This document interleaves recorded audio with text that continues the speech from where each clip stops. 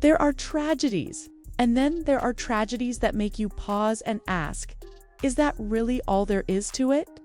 When news broke about Malcolm-Jamal Warner's sudden death on a quiet beach in Costa Rica, the world stopped. It wasn't just another actor from a beloved TV era.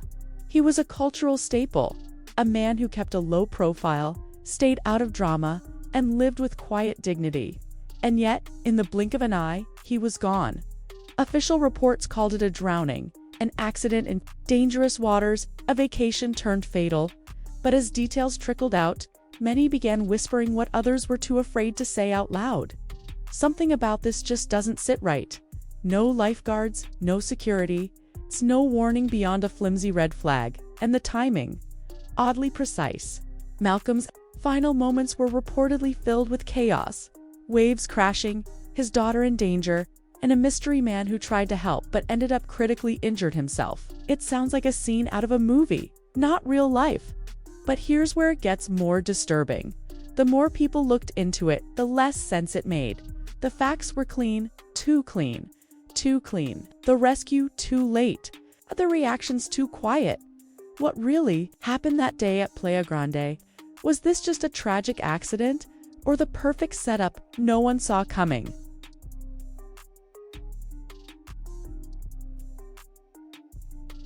It was supposed to be just another peaceful day in paradise. On July 20th, 2025, Malcolm-Jamal Warner, the actor known worldwide for his iconic role on The Cosby Show, was vacationing in Costa Rica with his family. The beach Playa Grande, also known as Playa Cockless, was remote, scenic, and for the most part, quiet. But behind the postcard-perfect views, there was something the locals knew and visitors often didn't. The water could turn deadly in an instant. According to early reports, Warner had gone for a swim with his daughter. The ocean.com one moment suddenly shifted. A rip current, strong, invisible, and ruthless, pulled them both deeper. Panic set in. Screams echoed along the shoreline. There were no lifeguards on duty, no rapid response team. It's just sunbathers and surfers watching. And then, out of the crowd, a surfer noticed what was happening. He jumped into the waves, fighting the current, and managed to reach Warner's daughter. He pulled her back to shore, barely keeping her above water. But by the time they turned back for Malcolm, it was already too late. His body had drifted. Witnesses said CPR was performed for over 45 minutes. The effort was desperate, but Warner never regained consciousness. One other man who tried to help was also pulled under. He was later reported in critical condition. The scene was heartbreaking. And yet, for something so raw and chaotic, the story that made the headlines was almost tidy. A celebrity dies while trying to save his child. A heroic effort. An unfortunate drowning. But survivors, those who were there, shared a slightly different picture. No emergency services arrived for nearly 30 minutes. There were no flotation devices, no warning systems, only chaos. And that raises a haunting question. If this had happened to someone less famous, would anyone have even noticed? Costa Rica's beaches are breathtaking, no doubt about that, but they're also among the most dangerous in Central America, especially Playa Grande and Playa Cockless, known for their unpredictable rip currents and steep wave breaks. The locals know it. The signs are there. And yet, tourists walk into those waters every day, blissfully unaware of the risks. So here's the unsettling part.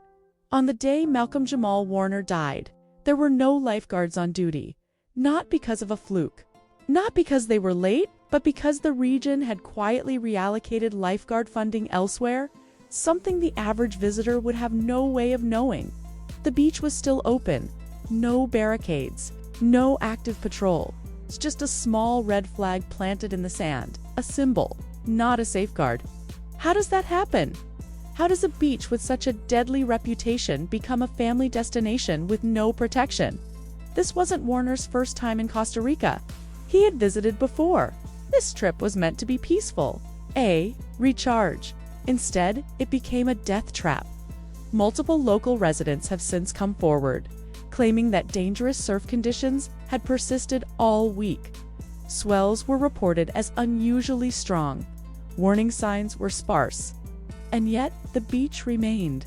Open to the public without any active hazard control? No. Real-time warnings? No speaker system? No presence of trained rescue personnel.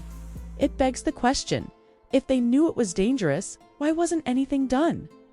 Some are calling it negligence. Others whisper about lawsuits. But for Warner's family, no explanation can undo the horror of that day. The ocean didn't just take a life, it exposed a system that failed to protect people, even when it knew the risks. And yet, that's not the part of the story that made headlines. In every tragedy, there's usually a glimmer of something: courage, instinct, or sacrifice. On that beach in Costa Rica, it came in the form of an anonymous surfer who didn't think twice when he saw Malcolm-Jamal Warner and his daughter struggling. He didn't hesitate. He grabbed his board and sprinted into the waves, paddling hard against a brutal current that had already dragged two people out beyond the break by some miracle. He reached Warner's daughter first. She was slipping under, exhausted, scared, but he managed to pull her up and guide her back to the shore. It was a fight every second of the way, against the water, against time, against panic. People on the beach ran forward, helping her to safety, but Malcolm was still out there. And vanishing fast, another man, a stranger, rushed into the water to help. He didn't make it back in one piece. That man, unnamed in initial reports, was pulled under by the same current and later found unconscious. Emergency responders said he was critically injured, his body battered by the force of the sea. As for Malcolm, when he was finally pulled from the water, he was unresponsive. CPR began immediately. Witnesses say it went on for nearly 45 minutes. The desperation was real. The people on that beach tried everything: mouth-to-mouth chest compressions, pleading with the ocean to give him back. But it wasn't enough. The silence that followed his official pronouncement of death hit like a wave of its own. His daughter had been saved. The surfer hailed a hero. But the man at the center of it all, the father, the actor, the icon, was gone. And just like that, the story seemed to end. But what really bothers people isn't just that he died. It's how quickly the world moved on. How little noise was made. How little we really know about what happened between the moment Malcolm went under and the moment help finally arrived. Was this just nature's cruelty? Or did something or someone fail him that day? As soon as the news of Malcolm-Jamal Warner's death broke, the internet lit up, but not in the way you'd expect. Instead of mass mourning or detailed coverage, there was hesitation, confusion, silence from major outlets in the first few hours. And then came the questions. Some asked if it was a hoax. Others swore they had seen him in LA just days earlier. A few fringe accounts even suggested he had faked his death to escape something bigger. As absurd as it sounds, the lack of immediate transparency fed the wildfire. That's the dark side of celebrity culture.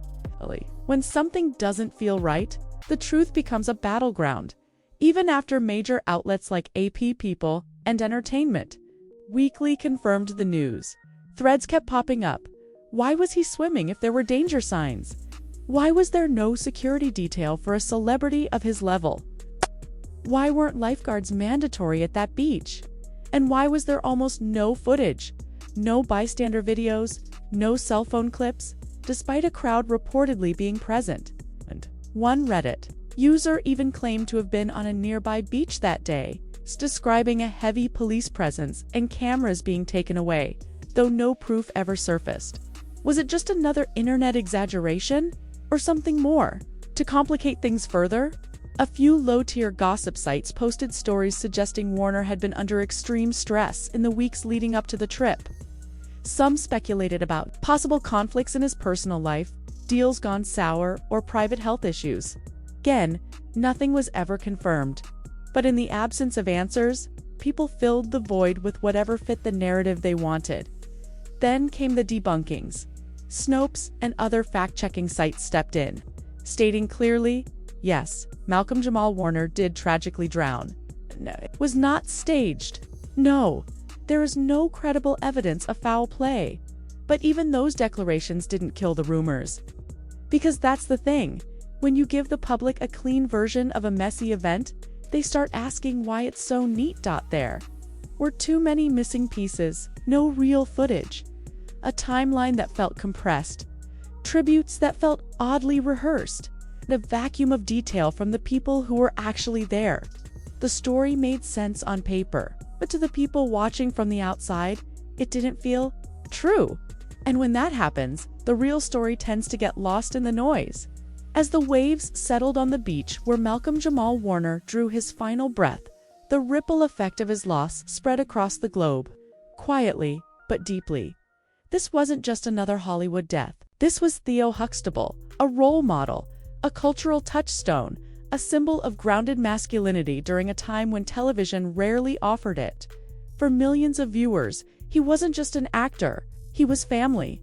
His former castmates spoke first. Keshia Knight Pulliam, who played his little sister on The Cosby Show, posted a gut-wrenching message, calling him the calm in the chaos, and the brother I never had in real life. Raven-Symoné shared an old behind-the-scenes photo with the caption, "I always felt safe when Malcolm was around. Still can't believe you're gone?" Even Bill Cosby, who had remained largely silent on public matters in recent years, broke that silence to say, "Losing Malcolm is like losing my own son. I raised him on and off the screen. This hurts." The responses were intimate, not PR statements. Real grief, spilling through the cracks of carefully managed celebrity images. Fans followed suit. Hashtags like #RestInPowerMalcolm and #TheoForever trended for days. Old clips resurfaced. Interviews where he spoke about fatherhood, Black identity, and the importance of emotional intelligence. All now tinged with a different kind of weight. But even in mourning, there was a shared feeling. This didn't feel like the end of a long chapter. It felt like a sudden interruption. A sentence cut short. Warner had never been a scandal magnet. He didn't chase headlines. He didn't need to. He built a career on consistency, privacy, and quiet power. He had just wrapped on a new limited series. He was actively mentoring younger actors. He was planning more family time. He was present. And maybe that's why this loss cut deeper than most, because it reminded people that no amount of fame or legacy protects you from randomness. Or worse, from systems that fail you when you need them most. Warner was laid to rest in a private ceremony, far from the cameras. No public spectacle. Just close friends, family, and a silence that said everything. But outside that room, the world kept turning. And somewhere beneath the mourning, that lingering question remained. Why does it still feel like something's missing? In the end, Malcolm-Jamal Warner's death was ruled an accident, a tragic drowning, a sudden and senseless loss on a quiet beach. But when you peel back the headlines and look closer, the story becomes something else, something murkier, a beach known for danger left unguarded, a ripple of chaos captured in no video, man known for staying out of controversy, gone without a whisper of scandal. It's just a void. No one's claiming there's a conspiracy. But maybe the point is that there doesn't have to be one. Sometimes the most unsettling stories are the ones where everything went wrong, and no one did anything about it. No system stepped in. No warning sounded loud enough. No one came fast enough. And now, a father is gone. A daughter carries the weight of survival. A generation that grew up with Theo Huxtable has to face the reality that even the most grounded among us can vanish without a moment's notice. So what do we do with that? Maybe we remember. Not just the roles he played or the lines he delivered, but the quiet life he chose. The way he showed up when no one was watching. The man who never chased the spotlight and left this world far too soon. Malcolm-Jamal Warner didn't die in scandal. He died in silence. And sometimes, that's the loudest tragedy of all.